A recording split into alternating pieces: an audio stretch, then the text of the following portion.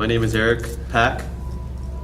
I'm 24 years old, but if this is tomorrow, I'll be 25.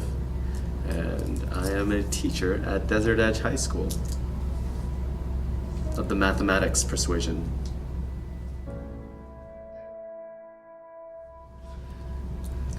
My childhood was more or less normal, I'd say. I did grow up as an only child, and my parents did divorce when I was 6, so that definitely had some effect on me. Now, I wouldn't say it was a negative effect, but I would say that I ended up becoming like the person that I was because of those experiences. The independence I have, the selfishness, that I have. I'm not ashamed of it. I mean, it's there. But I think that all definitely stems from just the fact that it was always just me growing up, and the fact that it was just my dad that was in my life.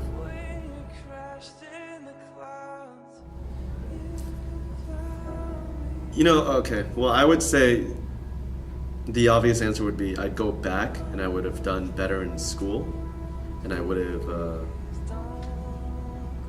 tried to make myself realize that these are mistakes that I had been making. But to be completely honest, I wouldn't change anything really. I strongly believe that people get to where they are based off the decisions that they make, and even though I'm not like a total fan on fate or destiny or anything like that, I do think that everything happens for a certain reason. So everything that I am right now and the person that I have become have been based off just every decision that I've made, whether good or bad.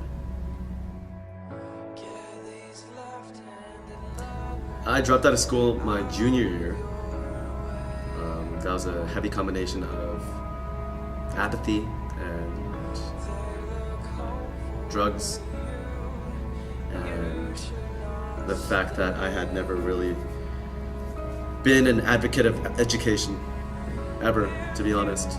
I had never really enjoyed it. I only had the worst experiences. My teachers never really supported me.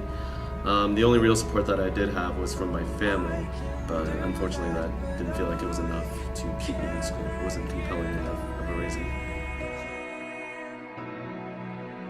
You get different advice all over the place.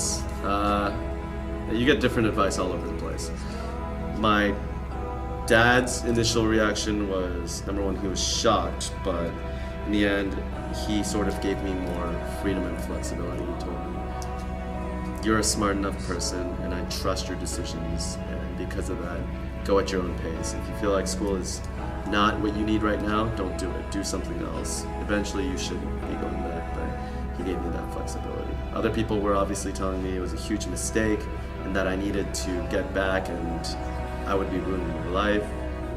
And even on top of that, some people were saying this was a good decision. School's not important at all. So you get a pretty healthy mixed bag of responses. I made the choice of being a teacher because, again, when I was in high school, I obviously did not have a good record, and I ended up dropping out. And a strong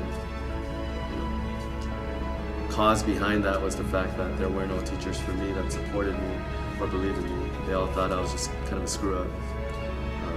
And rightfully so, I was a screw up. But there was really nobody at all to help me that was actually at school to push me forward and to get me where I needed to go and where I wanted to go. And because of that, I thought it was a real shame. I thought I was lucky because I had the encouragement again from my father to do so, but I understand that not every student out there has that. Not every student out there have these circumstances, and it's a shame to think about how many students are just dropping out of school because there's nobody else to back them up. So I wanted to be a teacher because I wanted to be the teacher I never had for these students. But my class, even though it's a math class, even though it's financial literacy, I do everything that I can to integrate actual life lessons into it. All the life lessons that I want to teach outside of the class, I teach it in class anyway. Yeah, it's about math. Yeah, it's about learning how to use your credit. Yeah, it's about your insurance and budgeting and stuff like that. But in reality, all those lessons tie to one real lesson, and that's just how to take care of yourself and how to be like a real responsible person. But it's all about just pushing yourself. It doesn't matter if you're terrible at math, it doesn't matter if you're terrible at English, terrible at running, terrible at whatever. Like, it's all about pushing yourself to become a little better. And the better you get at whatever you want to do, the better of a person you are. You are improving yourself. Self-improvement, okay? That's key. And so my goal isn't to make sure that everybody can take a test at the end and have a B average.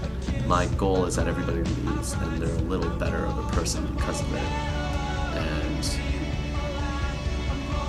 all I can hope for is that I'm a slight, even just slight, contributor in making them a better person eventually for the rest of your lives. Now I'm living in Phoenix, Arizona. I have a job that I absolutely love and enjoy coming to every day, being a teacher. I live with my girlfriend and our cat, and life is very happy. I got to buy my own car with my own money, which is a very proud moment, and I'm becoming more independent and more mature as a result of it. They also gave me this award for being Teacher of the Year. When they say to you, wait, you tell them. Doesn't matter how many winds you face.